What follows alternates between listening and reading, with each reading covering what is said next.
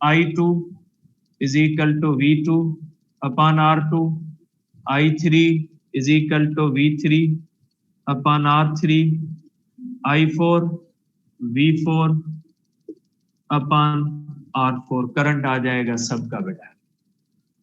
ठीक है, करंट आ गया इन चारों का, करंट भी आ गया, रेजिस्टेंस भी आ गई और पोटेंशियल भी आ गया। अब रहता है पहले का बेटा, फर्स्ट का। फर्स्ट का कितना होता है बेटा? I1 आपको पता है, I1 कितना है बेटा? I1 उतना ही है जितना I डैश है। तो I डैश कितना है बेटा? 6/5 एम्पियर। तो इसके ऊपर पोटेंशियल कितना हो जाएगा बेटा? V1 हो जाएगा। R1 आपको पता है 4 ओम है, तो V1 हो जाएगा I1 R1। I1 कितना है बेटा? 6/5 इंटू 4, तो ये आपको मिल जाएगा पोटेंशियल। इसका सबका आपको इस तरह से मिल जाएगा। पहले जब आपने करंट या पोटेंशियल फाइंड करना है तो पहले आपने इक्विवेलेंट रेजिस्टेंस फाइंड करनी है, फिर पीछे जाओगे प्रोसेस। ठीक है, ये इसका प्रोसेस होता है। अब तो आपने करना है बेटा इसके अंदर, जाहिर सी बात है, प्रिंसिपल यही है बेटा।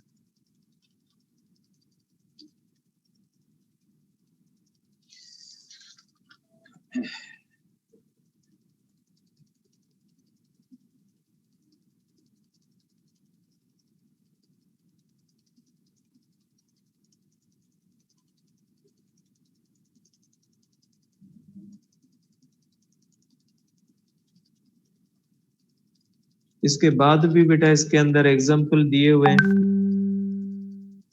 इन सब एग्जाम्पल्स को देखिएगा क्योंकि एग्जाम्पल ज्यादा आते हैं इंटर के अंदर बेटा। एग्जाम्पल 9 भी देखना है, 10 भी आपने देखना है बेटा। और इसके बाद पावर डिसिपेशन के टॉपिक के अंदर भी एग्जाम्पल दिए बेटा। एग्जाम्पल जो है वो 11 दिया हुआ है बेटा, 100 पेज पे, छोटे छोटे इंपॉर्टेंट है।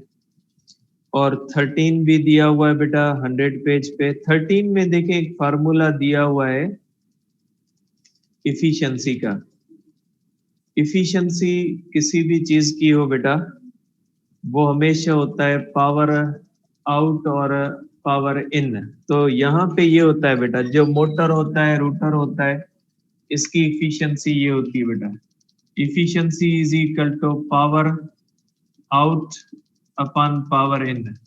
पावर आउट होता है VI, कितना आपने बाहर आया, या पावर आउट क्या चीज आती है आपको। जैसे यहाँ पे जो है वो आपको पावर अगर डायरेक्ट दिया जाता है तो वर्क होता है, या कोई भी जैसे मैकेनिकल वर्क होता है, फैन वगैरह के अंदर पावर जो होता है ये मैकेनिकल एनर्जी में कन्वर्ट हो जाता है। तो आपने ये देखना होता है कि कौन सी चीज होती है। या जैसे ट्रांसफार्मर के अंदर होता है तो प्राइमरी के अंदर इन होता है और सेकेंडरी के अंदर आउट होता है, तो वहां पे पोटेंशियल और करंट इन एंड आउट करते हैं। बहरहाल जनरली जो इफिशिएंसी का फार्मूला होता है वो सेम होता है बेटा। ठीक है, इसके बाद अब आपका आखिरी टॉपिक रहता है इलेक्ट्रोमोटिव फोर्स है, कॉन्सेप्ट भी होता है इसके अंदर। एक बात याद रखिएगा कि कैपेसिटर और बैटरी में फर्क क्या है बेटा। कैपेसिटर के अंदर ईएमएफ नहीं होती, बैटरी के अंदर ईएमएफ होती है। अब इसको शाम को डिस्कस करेंगे